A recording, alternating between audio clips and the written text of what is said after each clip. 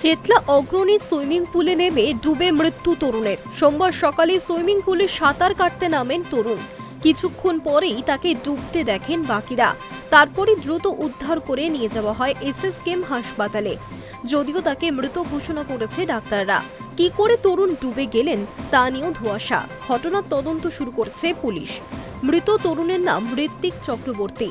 তিনি বাদামতলা আষাঢ় সংঘ এলাকার নেপাল ভট্টাচার্য স্ট্রিটের বাসিন্দা বলে জানা গিয়েছে। সোমবার সকালে সুইমিং পুলে যান ঋত্বিক। পুলে নামার কিছুক্ষণ পরেই ডুবতে শুরু করেন তিনি। তা দেখেই ছুটে যান বাকিরাও।